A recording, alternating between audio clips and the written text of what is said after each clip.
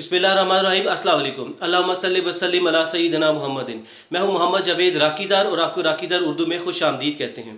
नाज़रीन, बहुत बड़ी न्यूज़ है। अमेरिका का पेंटागन ये दावा कर रहा है, क्लेम कर रहा है कि पाकिस्तान उसको अपने फ़ौजी अड्डे देने के लिए रजामंद हो चुका है, यानी पाकिस्तान ने रजामंदी जाहिर कर दी है। ये डॉन न्यूज़पेपर और भी दुनिया के दूसरे न्यूज़पेपर्स इसको कवर कर रहे हैं और इस पे एक्सपर्ट्स अपनी ओपिनियन दे रहे हैं कि पाकिस्तान ने दोबारा 2001 जब 9/11 हुआ था, उस वक़्त भी अमेरिका ने पाकिस्तान को धमकी दी थी कि अगर आपने हमें अड्डे नहीं दिए तो हम आपको स्टोन एज में भेज देंगे, यानी पाकिस्तान पर इतनी बमबारी करेंगे कि पाकिस्तान पत्थर के ज़माने में चला जाएगा। तो उस वक़्त के हमारे जो प्रेसिडेंट थे मुशर्रफ, उन्होंने रजामंदी जाहिर की, अपने अड्डे दे दिए और उसके बाद फिर अमेरिका ने अफ़गानिस्तान पर हमला किया। तो अब अमेरिका को उसमें 20 साल पूरे हो चुके हैं। अमेरिका अब रजामंद हो चुका है कि 9/11 जो कमिंग 9/11 है 2021 का, आफ्टर फ्यू मंथ्स उसमें अमेरिका अपने तमाम फौजियों को निकाल कर वापस अमेरिका ले जाएगा। लेकिन अमेरिका चाहता है कि अमेरिका का असर रसूख इस रीजन में रहे, चाइना को काउंटर करने के लिए, पाकिस्तान को कंट्रोल करने के लिए। इसके अलावा अफ़गानिस्तान में वो जो छोड़ कर जा रहा है, वो चाहता है कि अफ़गानिस्तान में भी उसका असर रसूख रहे।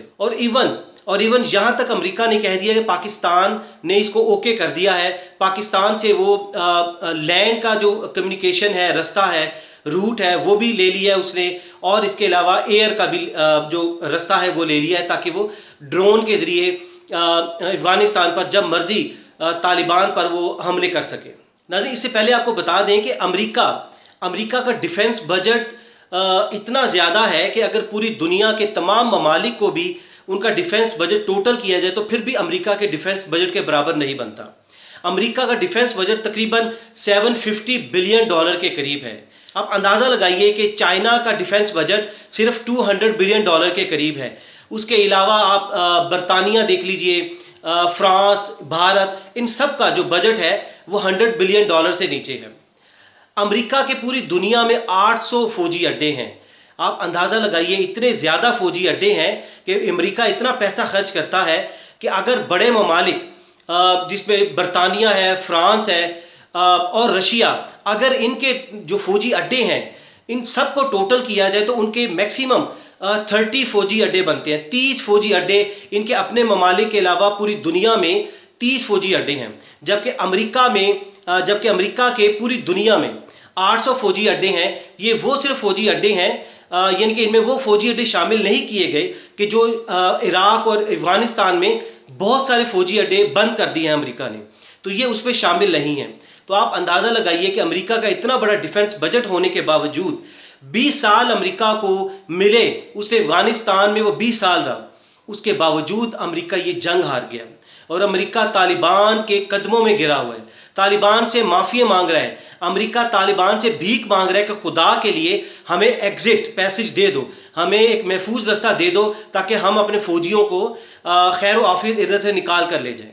नाज़रीन, आप देखिए कि पाकिस्तान का डिफेंस बजट सिर्फ $11 बिलियन के करीब है। इसके अलावा आप देखिए कि इसराइल, उसका $20 बिलियन है, टर्की का 12 और 13 बिलियन के करीब है। इसके अलावा भारत का 60 से लेकर $70 बिलियन के करीब है। ये आपको ममालिक बताए हैं कि जिस इसराइल है वो समझा जाता है कि पूरी दुनिया की सुपर पावर है, कि उसको कोई नहीं हरा सकता।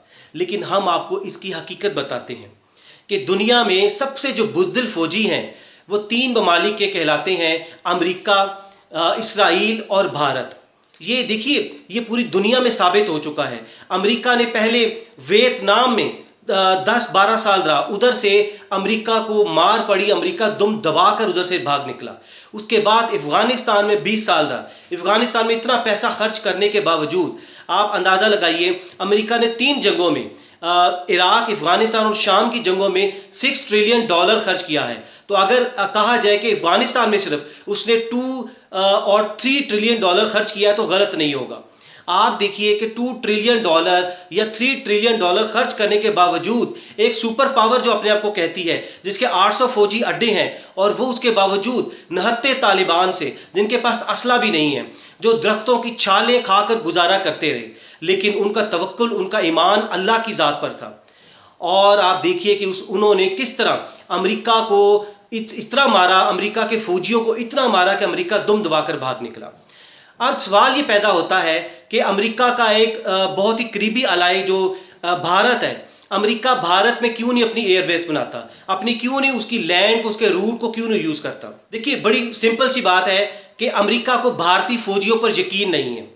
भारतीय फौजी बहुत ही बुज़दिल है, वो हमेशा मैदान जंग से भाग जाते हैं। हमेशा अमेरिका ने भारत पर इतनी इन्वेस्टमेंट की है, उसके बावजूद उसके फौजी परफॉर्म नहीं कर पाते। आपको बहुत बड़ी मिसाल देते हैं, भारत ने $90 बिलियन खर्च किया, अपना कोल्ड स्टार्ट डॉक्ट्रिन बनाया पाकिस्तान के एटम बम के मुकाबले में। तो भारत का दावा ये था कि कोल्ड स्टार्ट डॉक्ट्रिन की वजह से हम पाकिस्तान को चंद मिनटों में, पाकिस्तान जब तक एटम बम चलाने का जो कि 4 से 5 मिनट का टाइम होता है, उससे पहले ही अल्लाह ना करे पाकिस्तान को हम तबाह बर्बाद कर देंगे। लेकिन आप देखिए कि पाकिस्तान ने फिर नसर मिसाइल बनाया जो कि उसका भी तोड़ था, और भारत के $90 बिलियन चकनाचूर हो गए, वो ज़ाया गए, वो डस्टबिन में गए। और पूरी दुनिया भारत पर हंस रही थी कि इससे बेहतर था कि तुम्हारे 70% लोगों के पास टॉयलेट नहीं है, तुम वो टॉयलेट बना लेते। $90 बिलियन अगर तुम खर्च करते भारत पर, तो पूरी अपने भारत के लिए टॉयलेट बना सकते। तो नाज़रीन, ये तो साबित हो चुका है कि अमेरिकी फौजी बिल्कुल परफॉर्म नहीं करते, नकारा हैं, बुज़दिल हैं, कॉवर्ड हैं, कि वो 2 जंगें आपको बताई हैं, उस पर वो मार खा के अपने आप को सुपर पावर कहने के बावजूद, इतने रिसोर्सेज होने के बावजूद इतने निकम्मे फौजी निकले हैं। तो आप भारत की फौज का अंदाजा लगा लीजिए, इसराइल की फौज का। आपको मिसाल देते हैं, इसराइल भारत दोनों सेम लाइंस पर चलते हैं, दोनों सेम लाइंस को टो करते हैं। जो इसराइल करता है वही टेक्नोलॉजी, वही थिंकिंग वो भारत को ट्रांसफर करता है। कॉवर्डनेस की थिंकिंग, यानी कि बुज़दिली की टेक्निक, बुज़दिली की टेक्नोलॉजी। इसराइल जो कि 69 फ़लस्तीनियों पर हमले करके छोटी सी मुजाहिदों की तंजीम हमास के साथ वो लड़ाई करके वो अपने आप को समझता है कि मैं सुपर पावर हूं। आप अंदाजा लगाइए, यही हाल भारत का है कि वो भी 69 कश्मीरियों पर चढ़ाई करके वो समझता है कि वो बहुत बड़ी ताकत है। इसराइल और भारत, ये इनकी साइकोलॉजी आपको हम बताते हैं कि ये हमेशा उस जंग में हिस्सा लेते हैं, उस जंग को ये खेलते हैं, उस मैदान जंग में अपने बुज़दिल फौजियों को उतारते हैं जहां इन्हें यकीन होता है कि ये जंग वही जीतेंगे। वो जंग कैसे जीतेंगे, और इनके आका इनको यकीन दिलाते हैं। वो जंग ऐसे जीतते हैं कि उनके हुक्मरानों को अपने साथ मिला लेते हैं, और उसमें मुक्ति बाहिनी जैसे पहली तंजीमों को अपने साथ मिला लेते हैं। एक तंजीम छोड़ देते हैं जो कि अंदर से उस मुल्क को डिस्टेबलाइज करती है। इसीलिए अमेरिका को भारत की फौजों पर बिल्कुल यकीन नहीं है। भारत चाहता था कि जब अमेरिका निकल रहा है तो अफगानिस्तान में भारत को रोल दिया जाए। आप यकीन कीजिए, तालिबान तो कहते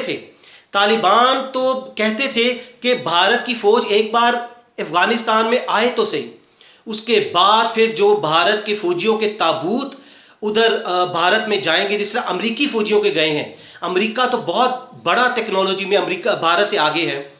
तो आप अंदाज़ा लगा लीजिए, अमेरिका को भारत पर बिल्कुल यकीन नहीं है, इसलिए ना तो वो उधर फौजी अड्डे बनाना चाह रहा है, और इसीलिए ना ही वो उनके फौजियों को कोई रोल देना चाह रहा है। अब देखिए, अमेरिका ने भारत के साथ कुछ एग्रीमेंट्स किए, जिस तरह बेका का एग्रीमेंट है कि वो सैटेलाइट के जरिए निगरानी कर रहा है पाकिस्तान की, चाइना की और दूसरे ममालिक की। इसके अलावा लेमोवा का एग्रीमेंट है जिसमें भारत और अमेरिका एक दूसरे को कोई जंग होती है तो लॉजिस्टिक सपोर्ट देंगे, यानी कि लेमोवा के तहत भारत उसको इधर अपने मुल्क में बेस बनाने का पाबंद है, कि उसको लॉजिस्टिक सपोर्ट देने का पाबंद है अमेरिका को। लेकिन हम आपको इधर बता दें कि अब ये वक्त गुजर चुका है, मुशर्रफ का दौर भी गुजर चुका है, और ख़ासकर नवाज शरीफ का दौर गुजर चुका है, कि जो बगैर कहे अमेरिका के सामने लेट जाते थे, इवन वो अमेरिका के एजेंट ही थे। लेकिन इमरान खान ये पाकिस्तान को रिप्रेजेंट करता है, ये मुस्लिम उम्मा का लीडर है, जो कि ऑनेस्ट है, जो कि बहादुर है, जो कि वेल परफॉर्म करता है, और ये एग्रेसिव हो के अपनी कौम का सबसे आगे होकर उसको लीड करता है और मुकाबला करता है। और हमें यकीन है कि इमरान खान ने ऑल्दो हमारे फॉरेन मिनिस्टर पार्लियामेंट में भी और इमरान खान ने भी दो टोक कह दिया है कि हम अमेरिका जैसे बुज़दिल फौजियों को अपने पाकिस्तान में कोई अड्डा नहीं देंगे। इसका मतलब यह है कि अमेरिका जो बेस बनाना चाह रहा है वो सी पैक को डिस्टेबलाइज करना चाह रहा है, सी पैक को वो ख़राब करना चाह रहा है, चाइना को कंट्रोल करना चाह रहा है। लेकिन चाइना और पाकिस्तान, रशिया, तुर्की और ये ममालिक, इनका अब एक अलायंस बन चुका है। किसी सूरत पाकिस्तान, अमेरिका चाहे जितनी मर्जी आपको डॉलर की इमदाद की लालच दे रहा है, जितनी मर्जी धमकियाँ दे, अब आपका लीडर, पाकिस्तान का लीडर इमरान खान है, वो इसको नहीं चलने देगा। और हमारे साथ अल्लाह की मदद और इसके अलावा चीन की सपोर्ट है और रशिया की सपोर्ट है। हमें ये बिल्कुल हर तरह से लॉजिस्टिकली, फाइनेंशियली ये सपोर्ट कर रहे हैं और चाइना किसी सूरत सी पैक पर हमला बर्दाश्त नहीं कर सकता। नाज़रीन, आप भी नीचे कमेंट्स में अपनी राय लाजमी दीजिएगा कि आप क्या समझते हैं। अगली वीडियो तक अपना बहुत सा ख्याल रखिएगा। अल्लाह हाफिज़।